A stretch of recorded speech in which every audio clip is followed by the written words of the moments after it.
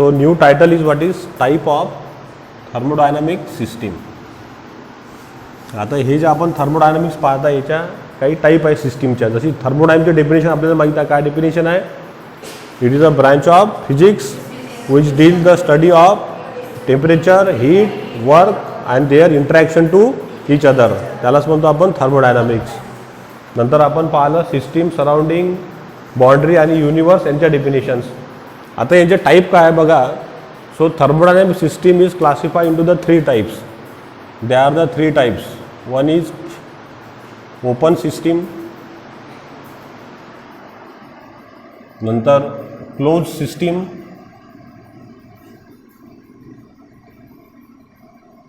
आणि नंतर आहे थर्ड आयसोलेटेड सिस्टीम.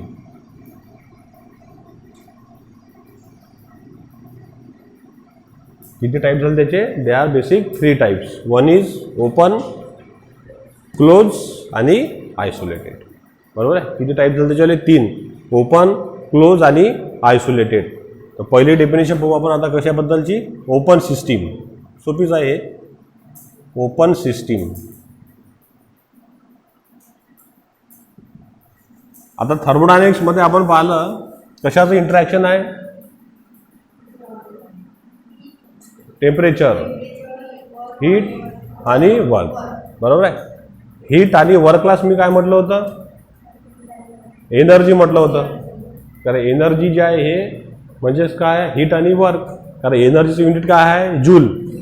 हीटचं पण युनिट काय आहे? जूल. वर्कचं पण एनर्जी काय आहे? Unit joule. म्हणजे हीटचेच 2 मुलं आहे, सॉरी एनर्जीचे 2 मुलं आहे, एक हीट आणि वर्क. आलं लक्षात. फक्त जे वर्क आहे ते हाय ग्रेड आहे आणि हीट जे आहे ते लो ग्रेड आहे. आपण समोर पाहूच आपण. Work is a high grade energy and heat is a low grade energy. This will be discuss our next topic. तर आता बघा इथं ओपन सिस्टीमची डेफिनेशन एकदम सोपी आहे आणि आपण या सगळ्या सिस्टीम पाहिल्या सुद्धा आहे. आता याच्यात बघा open system. Open system is define as, open system is defined as the system in which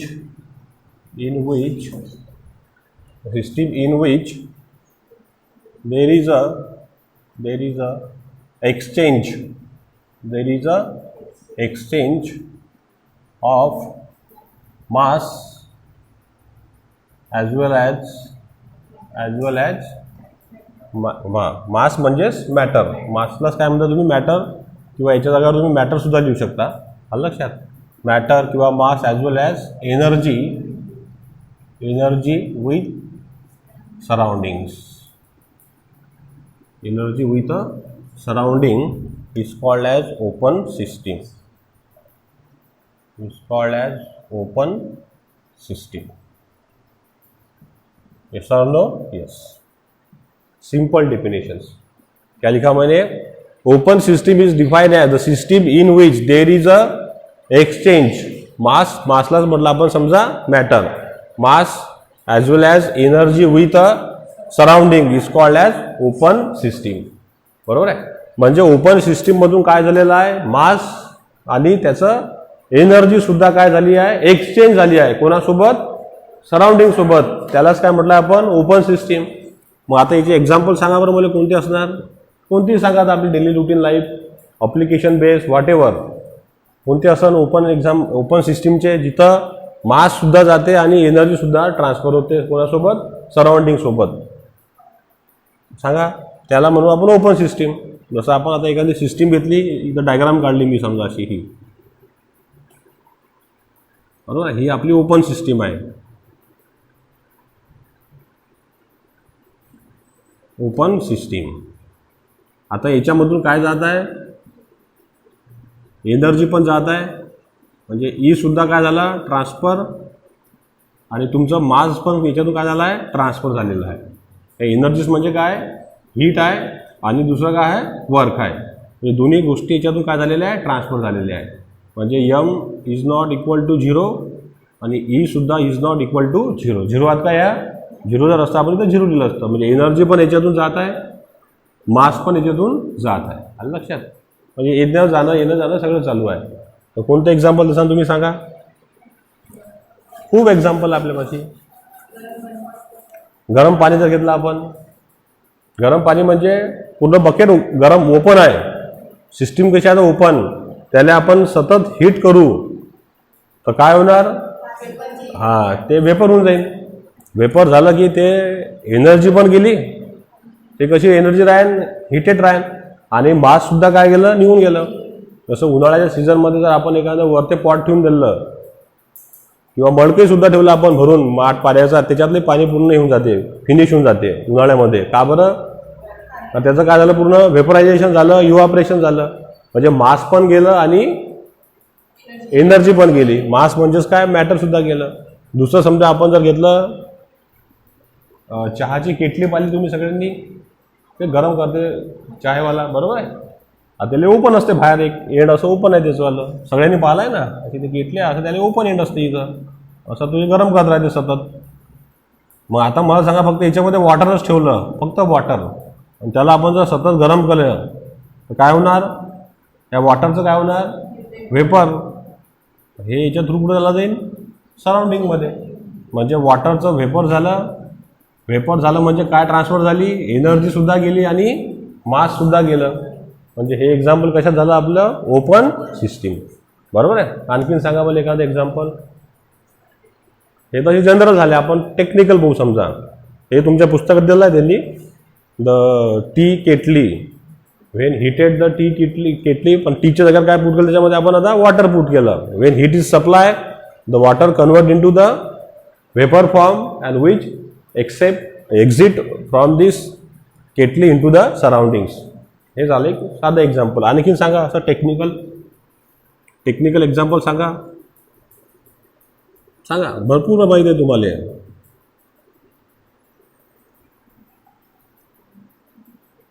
compressor पाहिला तुम्ही, कॉम्प्रेसर, एअर कॉम्प्रेसर पाहिलाय, एअर कॉम्प्रेसर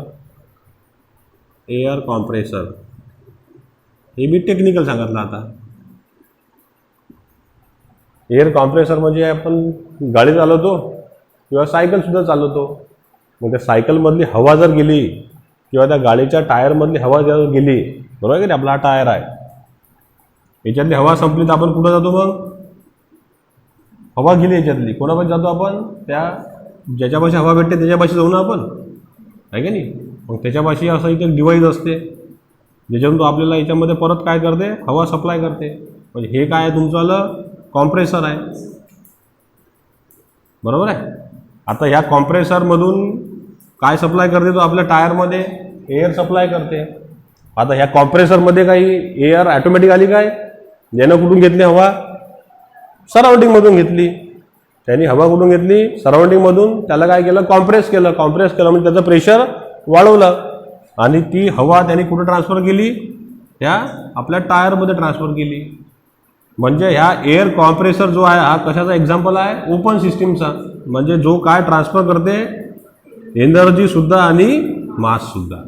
आलं लक्षात. तर आपलं एक्झाम्पल झालं एअर कॉम्प्रेसर. दुसरं जर घेतलं आपण, याच्यामध्ये काय येणार एक्झाम्पल, आपलं IC इंजिन येणार. जे मी सांगितलं गाडीचं इंजिन, आपली गाडी चालते तर त्याच्यात काय पेट्रोल जमाच राहते काय, पेट्रोल जमाई रहते क्या उसमें, पेट्रोल काय होते, बर्न होते ना. बर्न झालं म्हणजे पेट्रोल काय झालं, संपलं. म्हणजे काय ट्रान्सफर झाली, एक्सचेंज काय झालं, मासही झाली आणि एनर्जी पण, कोणासोबत, सराउंडिंग सोबत. म्हणजे आलं लक्षात. तेच आपलं कशाचं एक्झाम्पल झालं, IC इंजिनचं. आलं लक्षात कि जो मास भी निकल गया और एनर्जी भी मिल गई उससे, उसको कहते हैं अपन ओपन सिस्टीम. मग आता असे एक्झाम्पल सांगा. एअर कॉम्प्रेसर सांगितलं मी, IC इंजिन झालं. पहा आता नाव second is what is our close system, बरोबर आहे. आता इकडे बघा सगळेजण, क्लोज सिस्टीम कशा म्हणू आपण, द सिस्टीम इन विच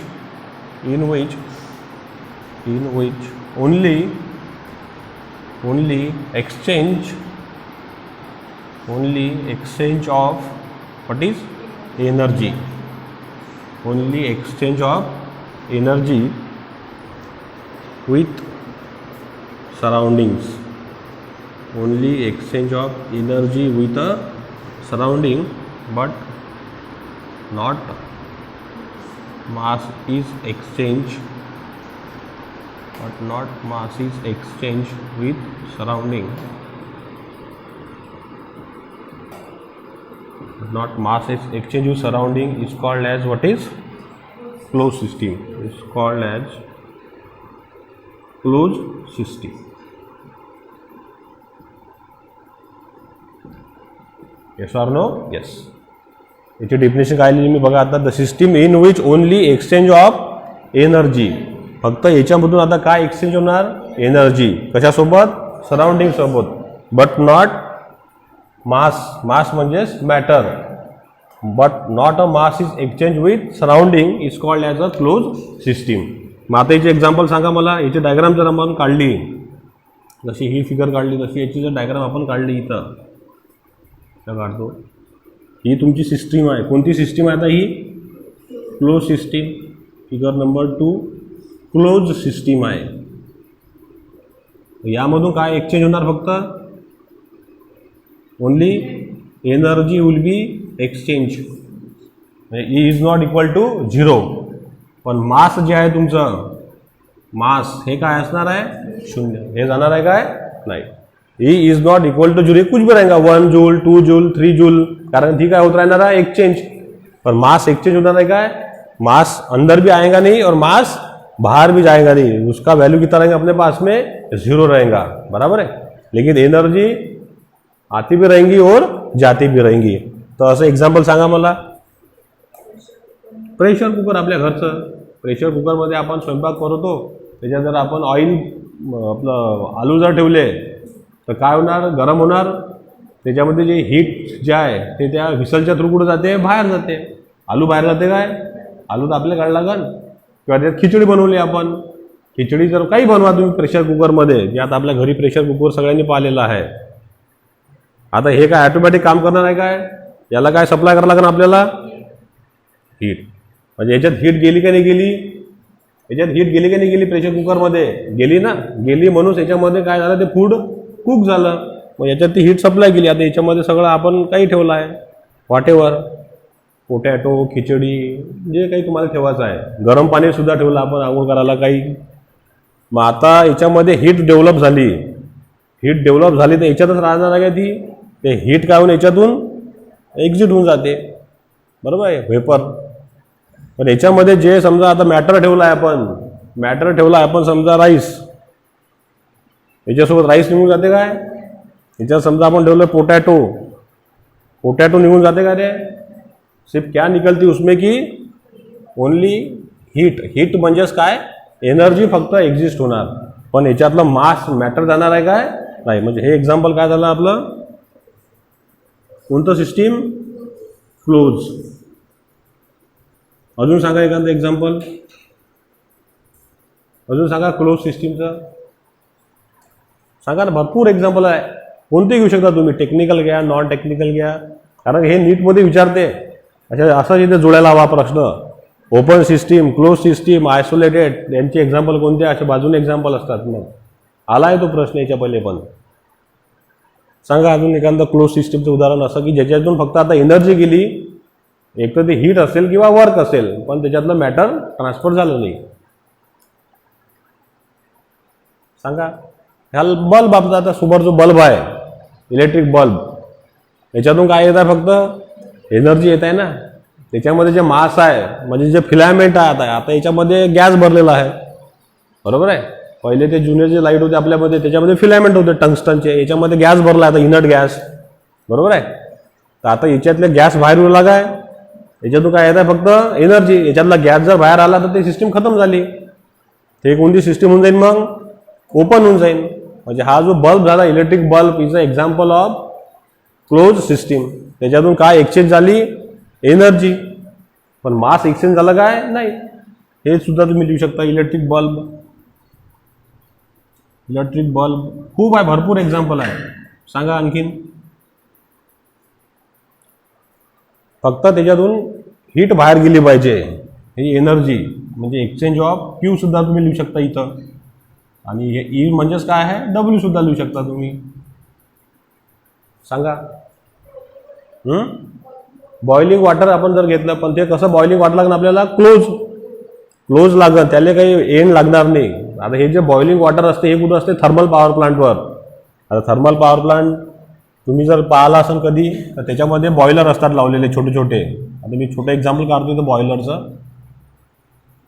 असं हे बॉयलर आहे समजा, बरोबर आहे. आता या बॉयलरमध्ये अशा ट्यूब्स असतात, बरोबर आहे. मग आता याला आपण जेव्हा हीट सप्लाय करतो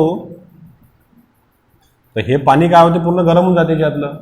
आता हे जे वॉटर जे गरम झालं हे काय बाहेर एक्झिस्ट होते का कधी? काय झालं, खोकला आला काय, पाणी पिऊन घ्या. आता हे पाणी पिवलं म्हणजे काय झालं, आता कोणती सिस्टीम झाली, पाणी पिवलं नाही काय, कोणती सिस्टीम झाली आता ही, ओपन. एनर्जी घेऊन राहिलो आणि मासही घेऊन राहिलो, घेऊन टाक एनर्जी आणि मास. म्हणजे कोणती सिस्टीम झाली, ओपन.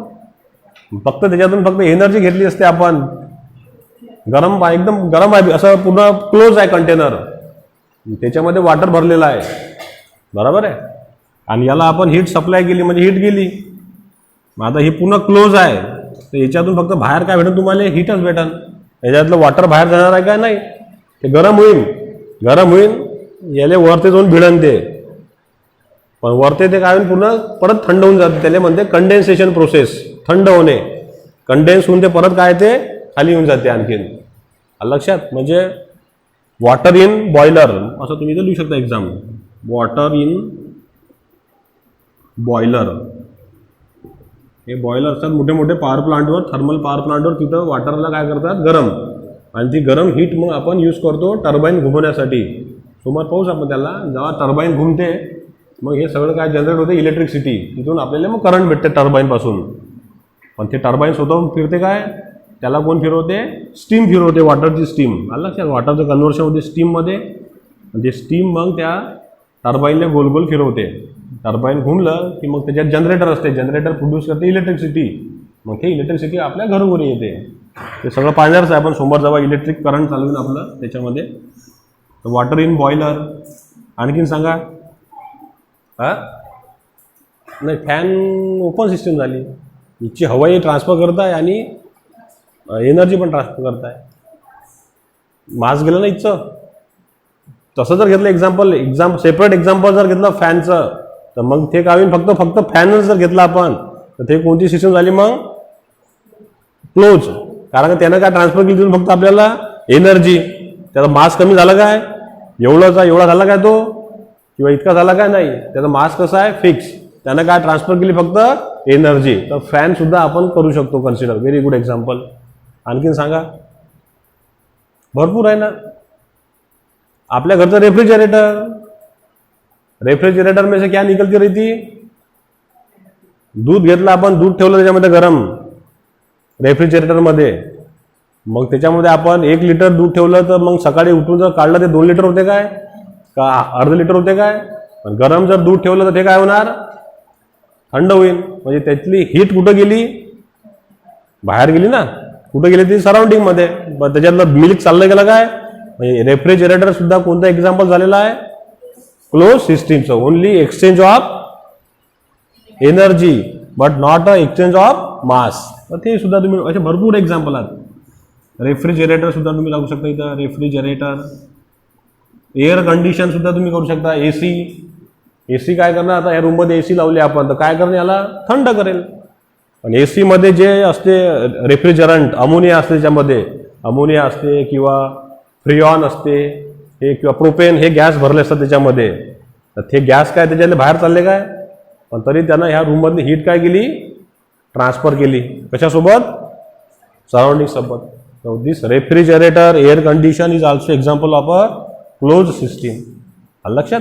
तर असे भरपूर एक्झाम्पल आहे की त्याच्यातून फक्त काय ट्रान्सफर झालं पाहिजे, एनर्जी. पण त्याच्यातून मास गेलं पाहिजे काय कधी नाही. समझ में आ गया. Okay, write down this definition.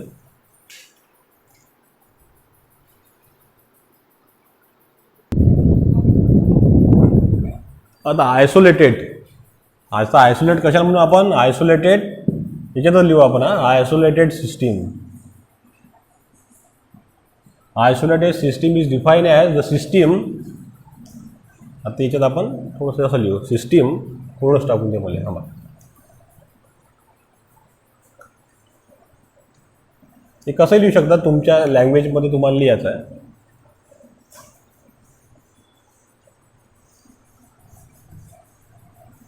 Isolated system is defined as the system neither exchange mass your matter, neither exchange mass matter nor exchange what is energy with surroundings. Yes or no? Yes. With the surrounding is called as what is isolated system.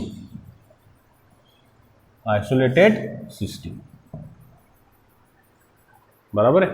अब इसका अगर मैंने diagram बना लिया ये isolated का,